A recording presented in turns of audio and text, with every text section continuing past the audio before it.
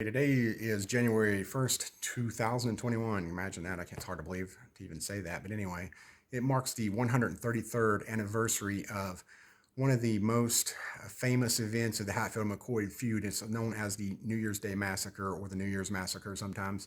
And what happened was the leader of the Hatfield family, Devil Anse Hatfield, launched a plan to burn down the home of his rival, Randall McCoy. Even though Devil Anse didn't come himself to do it, this plan went off and really led to the death of two children of McCoy's, and brought some terrible headlines from the media, and of course they put it in the worst light possible for Appalachians. Imagine that.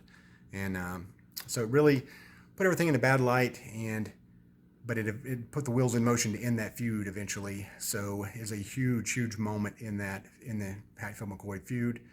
And I hope you enjoyed this, and we go to the site, we visit the home site that was burned down of Randall McCoy, and I do have Kimberly McCoy, a descendant of that family, to go into a little bit more detail about what happened on that day. And then we're also able to get into a cemetery where some of the children are buried. And this is a very exclusive. I've looked all over the internet and I've not been able to find it anywhere. So hopefully you guys will enjoy seeing that. We got video and some pictures from that burial site. And again, thanks to Kimberly McCoy for being able to pull this off. And I hope you enjoy this. Just go check the story out at AppalachianTalk.org if you want to know more about those events. And if not, just watch this video and you'll see a little bit about the Hatfield-McCoy feud that was a very important part of Appalachian and United States history. Thank you. Okay guys, Shane Simmons here, the Appalachian Project, starting out January 1st, 2021 in Hatfield-McCoy country. I'm here on Blackberry Creek in Hardy, Kentucky. And there's a very important story here. I'll let my good friend Kimberly McCoy tell a little bit more details because, well, she's a legit descendant and I'm not. So here we go. So we're here at the Randall McCoy well site. 133 years ago on this day, on New Year's, the Hatfields sent a posse over here into Kentucky and they burned the McCoy well. During that tragedy, we lost Alafair and Calvin McCoy.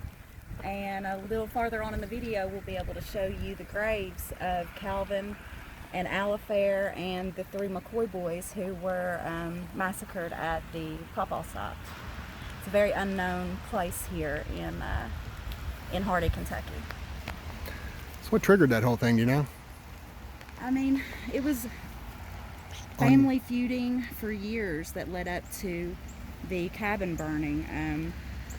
Different spots and different quarrels led up to it, but really they wanted the feuding to stop. The Hatfields wanted it to stop, and they thought that if they could kill Randall McCoy, then they were cutting the head off the snake and they wouldn't have to deal with any more feuding, from the way that I can imagine it. But Randall McCoy and Sarah had 16 children. And of those 16 children, 5 of them are buried across the hill here. 5 or 6, actually, I think, are buried across the hill here, just across from their old home place. They wanted to keep them close. After the cabin burning, Randall moved to Pikeville, Kentucky. So the McCoy family moved farther into Pike County, and the Hatfield family moved over farther into Logan County. So there was a greater divide between the two families, and that really stopped a lot of the feuding that took place here.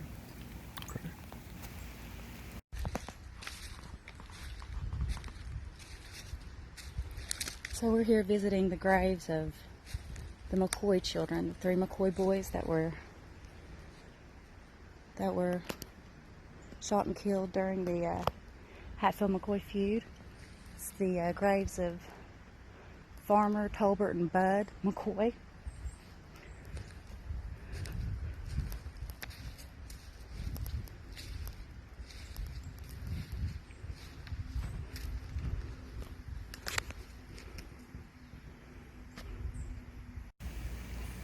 And again, this is the site.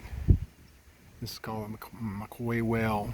It's in Hardy, Kentucky, Scott Valley, it says here. There's the Randall McCoy Well.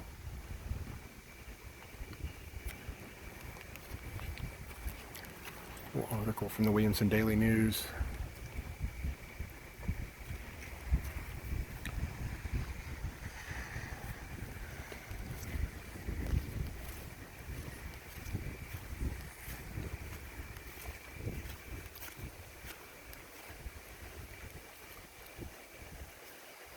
little sign that tells us a little bit more about the Randolph McCoy well.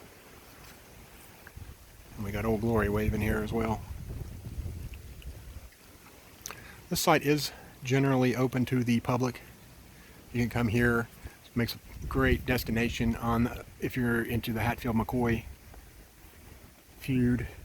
And if you stop, you park across the road there, and the little fellow in the brown house here, you can stop and see him and sign his guest book. Give him a tip. It's awful nice to give people the sign of access. Certainly doesn't have to do that. So